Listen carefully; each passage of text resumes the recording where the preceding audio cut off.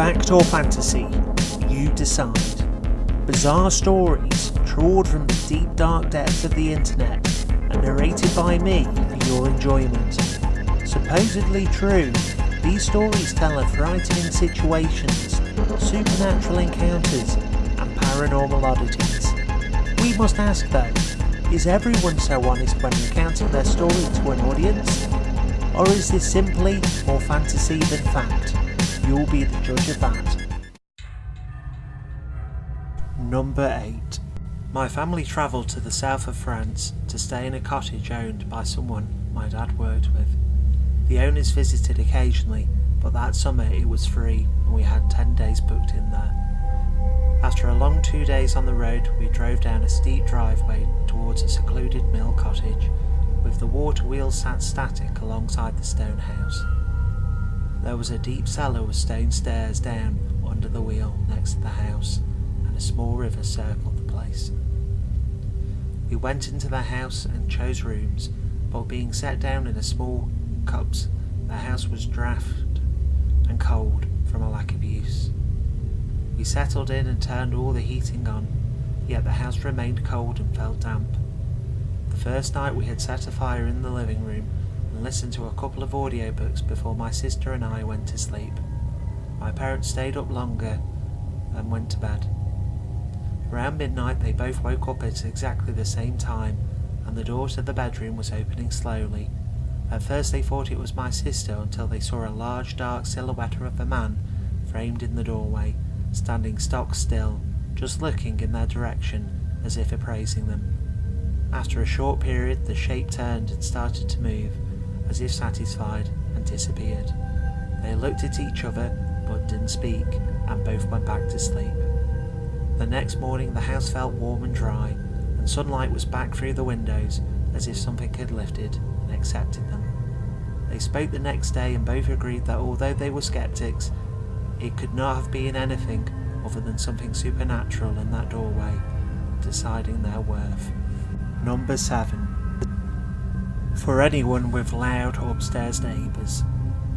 My sister and I were staying at an old historic hotel in the middle of nowhere, Montana.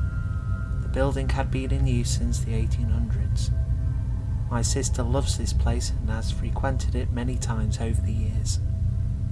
I was kept up all night by someone pacing around on the hardwood floors in the room above ours. Drove me crazy.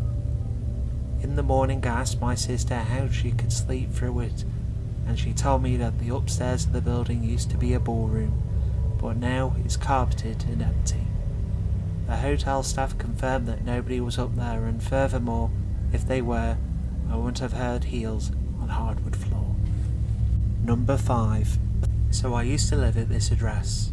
The houses were built to house the people building the railway in Derby in the 1800s. I only found this out after I left the house, thankfully.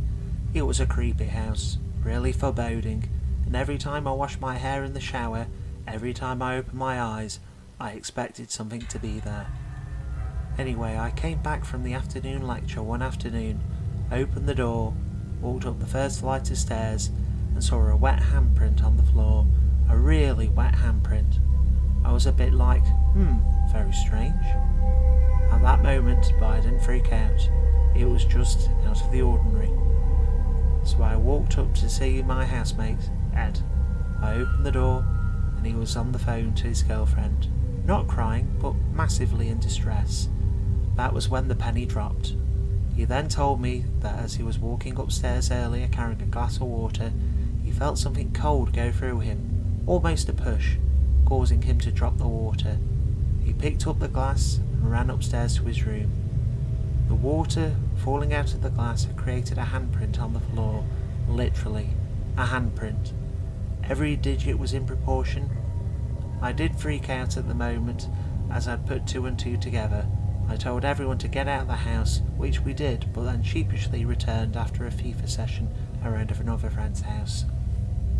It was genuinely terrifying. Might not sound it, but it was, and all true. If someone offered me $50 to go back and spend the night there by myself, despite the fact I lived there for a year with almost no incident, I wouldn't. There was something that didn't feel right.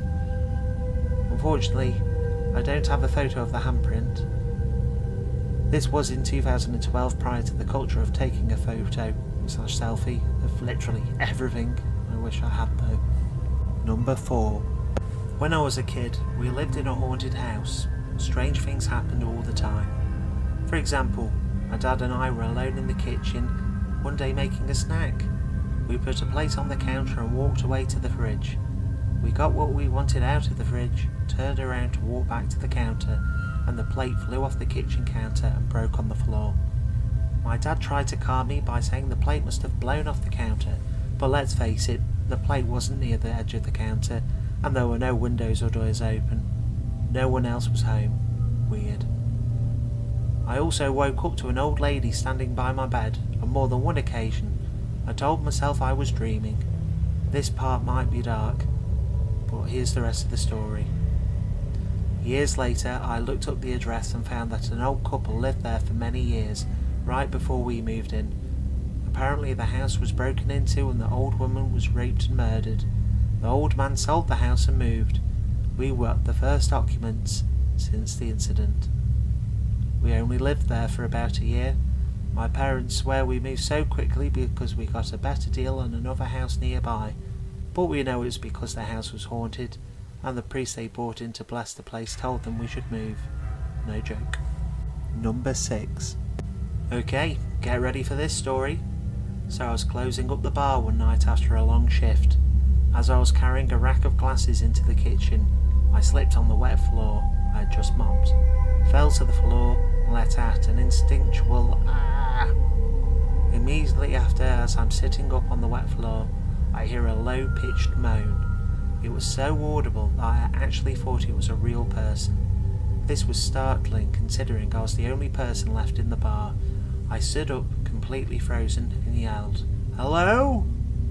Again, immediately, I hear the same low-pitched moan, except this time it was louder. Now I'm starting to freak out a little bit, but for whatever reason, I decided to walk closer to where I heard the sound coming from. I yelled very loudly, "Hello?"